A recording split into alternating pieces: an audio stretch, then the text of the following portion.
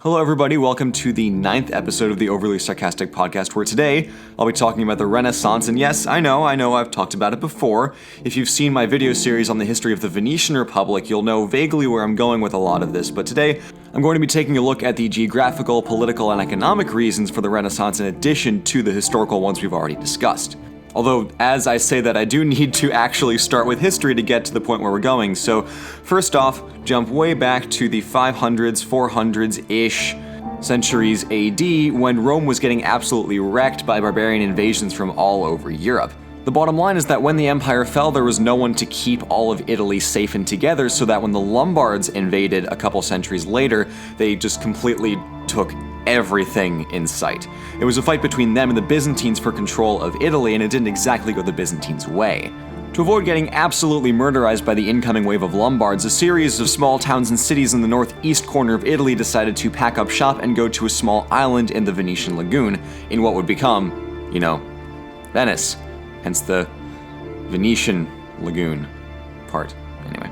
So we have Venice, which is great, and there's a bunch of history that I'm completely going to skip over right now, but suffice to say that Venice and the Byzantines kept a very close relationship due to the fact that Venice basically owed its life and its existence and its survival to the Byzantine protection it got in its early years. A couple centuries later, Venice constructs its famous shipyard L'Arsenale and goes on a spree of conquering in the eastern Adriatic coastal areas. The key detail to understand here is that Venice wasn't like Rome. It didn't just want a bunch of land. What it wanted was a series of strategic outposts it could use to A, trade with, and B, monitor the way from the Mediterranean Sea through the Adriatic into Venice, so only your merchant ships can go in or out, and you have no threat of anyone outside taking their boats to you. It was perfect. This is important because Venice was basically the absolute perfect place to stage a trade empire. A, you had the route from, the land to your island being non-existent, given you are an island, which is good. The second thing is that when Venice is tucked into Italy's left armpit and is up really, really close to Europe, you can A, get into the mainland very, very effectively, but B, you have a giant channel that leads you straight to the Mediterranean where you can go anywhere. And C, that channel, if you have outposts staged all along it, is entirely protected. So Venice was completely safe from naval incursions into the Adriatic, and it was safe from land incursions into the actual lagoon, which we see play out several times throughout Venetian history. I cannot emphasize enough that having the Adriatic under their control was a strategic gold mine. With this geographical benefit, as well as a huge fleet of ships, Venice had no time setting up a trade empire going all the way from Spain into the Levant and the Black Sea. They went everywhere. One rival they eventually found themselves bumping into was Genoa, who was another trade empire like Venice, although they had some different economic principles behind the way they did business. Genoa's main strategic disadvantage, which is also the reason that it lost its independence in the late Middle Ages, was that, unlike Venice, Genoa did not have the lagoon to protect it from land invasions and did not have the closed-off Adriatic to protect it from naval invasions. It was practically a sitting duck. Another key difference between the two nations was how their governments influenced their economies. As a general rule of thumb, Venice was very big on government control of market and merchant operations, whereas Genoa was much more laissez-faire, free trade, do whatever you want, all that kind of stuff. So you didn't have the same standards in Genoa as you would have in Venice. The reason I see for this is that Venice was very much a republic governed by the merchant class. Now, while normally I wouldn't advocate for one sector of the economy overwhelmingly composing the governing body that makes the rules for the entire republic, in this case, in the case of a specific trade empire as you had with Venice, it worked. Because with Venice, when the merchants succeeded and when trade was done well, the city and the nation, the republic, succeeded. The republic's success was entirely dependent on how well trade was done.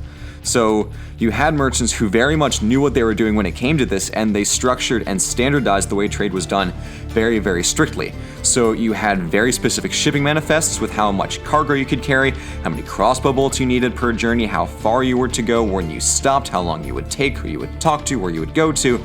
And Genoa didn't really do that because they were more on the side of laissez-faire, let everyone figure it out. If these people do better than these people, that's fine, competition, whatever. And normally I would advocate for that. I think that competition in an economy is good. But in this case, it benefited Venice to have a standardized, structured economy because it was best for everyone's interest if the entire republic worked together for the benefit of trade. The reason this worked the way it did was because of Venice's very specific form of government, its republic. It had a council, a grand council of however many people really wanted to be on it, which was a very unique feature, unlike earlier Roman republics and Athenian democracies and stuff like that. Venice was unique because everyone who wanted a seat in government pretty much had one. So you don't have the problem with a strict republic where not everyone who wants a seat has one, and you don't have the problem with democracy where you have politicians who don't know what they're doing. People who were on the Grand Council were there because they had the skill and the desire to actually do something.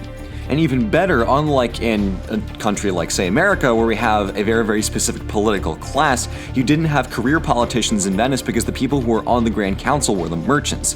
Since Venice's overall well-being was pretty much entirely dependent on how well it did as a trade empire, this was perfect. So we have a ton of Venetian merchants on this Grand Council.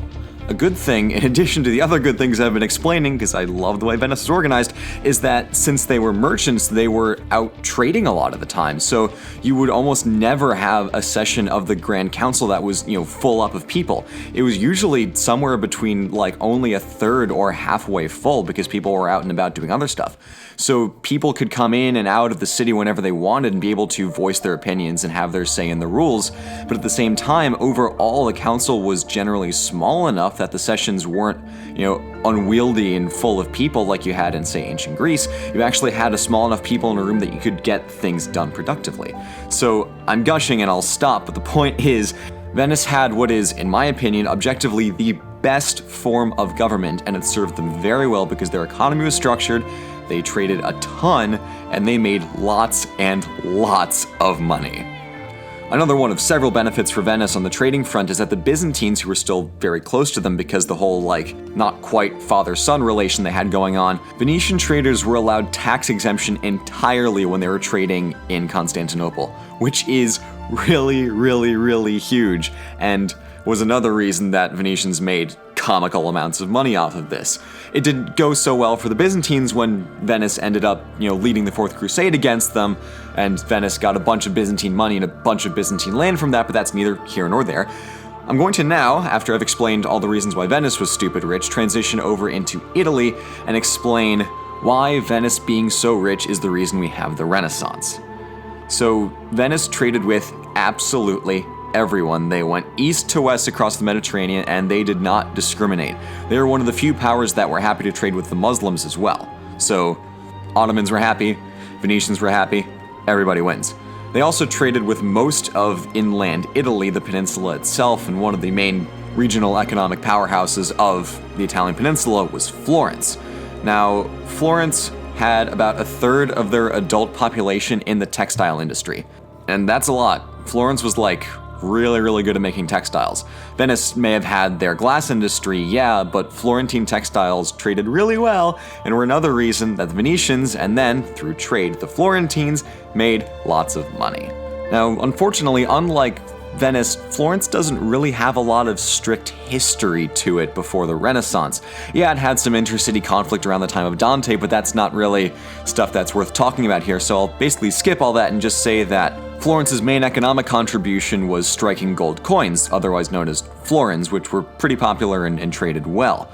But the reason we're really talking about Florence, and one of the bigger reasons that the Renaissance ended up happening, specifically in Florence, is because of banking. So in Italy, in the late Middle Ages, Venice invented public debt. And this is important because as a merchant society, you would want people to go out and leave the city and go conduct trade in places like the East and the West and wherever. One possible problem with this is that sailors aren't necessarily rich and boats are kind of expensive, so there's a little bit of a dearth of money here. So if your plan is to go and sail out and deliver a bunch of fine Florentine textiles because they loved those in the East, you're going to need a lot of money first. Because you need to buy a boat, you need to staff the boat, and you need to stock the boat with all the goods you're going to sell. And that's expensive. But there's someone super rich in Venice who does have that money, who doesn't want to go and sail. So he will say, all right, I'll fund 3/4 of this trip, you fund the other 1/4, you go and do the trading, and then we'll split up the money. And the trader will say, okay, because this is a really good deal for him, he just does the work, doesn't need to front any of the costs, and people get to trade. These were called colleganze. It's a type of legal agreement between two parties.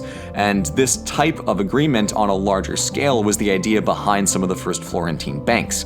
Basically, You could have multiple people investing in projects and stuff like that and giving out loans to other people who can in turn spend money, build things, make things, buy things, and just generally finance the growth of the city, which was super useful. So yeah, this is good. This is great. Everything's going nice and well. Now, we have a slight problem, was that banking is cool, but the Bible, the Christian Bible, New Testament, prohibited usury, which was the charging of interest on loans, which is kind of how banking works. This was a bit of a problem, but in the early days they skirted around it by getting Jewish people to do all of that trading and loaning, because in the Hebrew Bible there's no prohibition against usury at all, so they were free to do whatever they wanted. Banking really took off in the 2 or 3 centuries before the Renaissance, because when the Crusades happened and you suddenly need a huge amount of funding to raise armies and pay for transport and all that stuff, because transport overland is really, really, really expensive in the olden days, you have a huge desire for loans and banking and interest and stuff, so Florence did really, really well as a result of all of this financially. Christians, not wanting to be left out of this, found a way to get in through a loophole in usury that they kind of slightly fabricated. The idea was that usury was bad. Totally bad. Not okay at all. But in the end of a bunch of legal discussions, they magically came to the conclusion that usury on perishable goods such as food and crops and all that was bad and you shouldn't do it. But usury on supplies like lumber and money and, materials and those kinds of non-perishable things was totally okay. So, banking is now completely legal for Christians, which is great, and there's a huge explosion of people getting into the banking business. So this is all well and good, but things have to get much, much, much worse before they get better. Italy was very urbanized because a lot of it was built on the foundation of Roman cities long gone. Florence, for instance, was founded in the year 59 BC by Julius Caesar. The more you know. So with these highly urbanized settings that you didn't really have in much of the rest of Europe at this time, except for a few isolated places like Paris and those kinds of places, big urban metropolises, metropoles, I don't really know. Italy was just flooded with cities. There are tons of them. This made Italy super, super susceptible to plague, and Florence got hit by a really, really bad one in 1350, which took out about half of the overall adult Florentine population in particular. Really bad. Really bad. But how did we get this plague? Well, that one's also kind of Venice's fault. You see, one of the places that Venice traded with was Kaffa in the Black Sea, which was unfortunately ravaged by invasion and plague in 1347. Now, this would have just sucked for them and not really been anyone else's problem, except Venice, and admittedly Genoa, were trading there, so you had merchants that were just going back and forth like nothing ever changed, and then suddenly everyone's surprised when all those same merchants who had gone to the place that was ravaged by Black Death come back, and then everyone in Italy and Europe gets ravaged by the Black Death that they brought. So, yeah, it's sucky, but I mean, it makes sense when you think about it that way. So now let's jump back to Florence. When you have a giant instance of death and destruction going on all around you, you have people thinking about death, obviously, but in a bit of a twist, this also made people think a lot about life. And what makes life interesting, what makes life worth living, and one famous example of a work of art that came out of all of this sadness and terribleness is the poet Boccaccio's Decameron, which was exactly a poem about the Black Death and the Black Plague, and it was an absolutely perfect example of taking something terrible and transforming it into a work of art. And maybe the reason that the populace was more likely to do this and take bad things and turn them into good things instead of just kind of sitting there and letting it happen is that, unlike the rest of Europe where it was much more feudal in the society's organization, people were kind of just sitting on their own land, doing their own thing, farming whatever, paying tribute to their lords and whatnot. In Italy, you had a network of city-states. There were people that were individuals that had their own jobs within a community, so they felt more like a part of a whole that was valuable and useful, especially in Venice when the entire economy was based on individual traders working together, instead of your run-of-the-mill feudal system where your average person would have just been a serf farming away and had no idea what anything they were doing meant in the larger scale, didn't see themselves in any grander light than just a farmhand. So people would have felt like they actually had a hand in their future in society, so people were more likely to actively participate in this artistic movement that you had going on. So when your city gets hit by plague and half of your workforce is killed off, your wages will double, and the price of food will go down. So basically everybody is about 4 times as rich as they were before the plague, except for the people who are dead. They have no money, but that's their problem, not ours. And remember, I spent the past 15 minutes talking about how goddamn rich everybody was, so people were drowning in money. Specifically banking families, and most famously of all, the Medici family.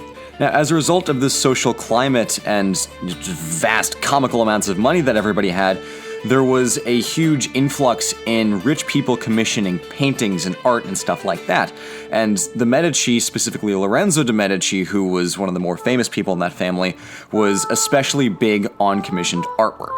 2 of the most famous people who he paid to paint were Botticelli and Michelangelo, so we definitely have to thank him for that. It's really no surprise that this guy is arguably the most famous and most successful patron of the arts in Florence and in the entire Renaissance. And it's not just Lorenzo either. Commissioned art was going on all the time everywhere for a solid century and a half at this point. And then just like that, we've landed right in the middle of the cultural boom that was the Renaissance. Unfortunately for Venice, even though they're largely responsible for the whole fact that it happened, they didn't get a lot of the cultural and artistic, pedigree that Florence was associated with until a couple centuries later, specifically in the Enlightenment. If you'd like to know more about the history of Venice, I have a huge, big, awesome 4-part series on that, which you can find in the description below, and in this annotation, which I really hope to God I remember to include. But with that, I hope that you enjoy this video. That was my quick-ish rundown on the economic, political, historical, and I guess if we're talking about the plague, why not biological reasons for the Renaissance happening, when it did, how it did, why it did, where it did, because of whom it did, all that good stuff. Thank you so much for tuning in to this 9th episode of the Overly Sarcastic Podcast, and I'll see you all next time. Bye-bye.